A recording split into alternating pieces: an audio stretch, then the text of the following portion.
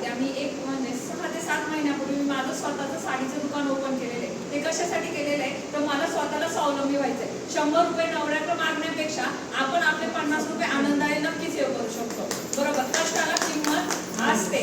आणि कसं असं माहिती का, आपल्या स्वतःच्या प्रोडक्टवरती विश्वास पाहिजे, आपला स्वतःवरती विश्वास पाहिजे. हा जर विश्वास असेल ना तर आपण दगडही विकू शकतो. महत्वाची गोष्ट म्हणजे. आणि आता मला शिला मॅडमनी पहिल्यांदा आल्या माझ्याकडे, दुकानामध्ये बसले होते सर आणि शिला मॅडम आल्या.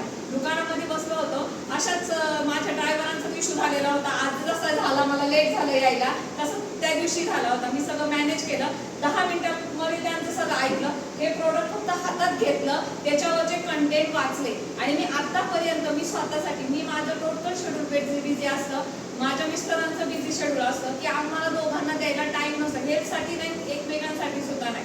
म्हणजे काहीतरी म्हणजे शरीरामध्ये आवश्यक घटक घेण्याची गरज होती आणि मी हे ऍक्च्युली शोधतच होते. मला एवढा आनंद झाला. मी सरांना पहिल्या वेळेस काय बोललं, सर माझ्यासाठी 5 बॉटल तुम्ही इथं ठेवून जा, मी ते घेते.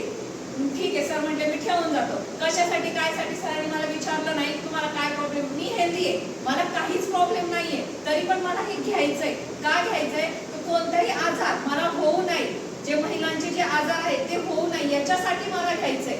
आता माझे मिस्टर 24 तास काम करतात बाहेर, त्यांना पण काहीच त्रास नाही. आम्हाला बीपी नाहीये, शुगर नाहीये किंवा काहीच नाहीये. पण का आपल्या शरीरामध्ये एक इम्युनिटी पॉवर वाढवण्यासाठी, प्रतिकार शक्ती वाढवण्यासाठी मला हे ज्यूस घ्यायचंय. म्हणून मी माझ्या मिस्टरांसाठी, मी माझ्यासाठी स्वतःसाठी घेतलं.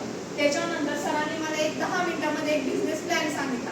आता ऑलरेडी आपलं साडीचं दुकान आहे आणि हे सगळे बिझनेस मी पाहतच असते. म्हणजे तर 10-15 मिनिटं दिवसात ते काढायला काही हरकत नाही. आणि खूप अशा गरजू महिला आहेत की आपण त्यांना मदत करू शकतो किंवा असे पेशंट आहेत की त्यांना मदत करू शकतो. आणि बचत गटात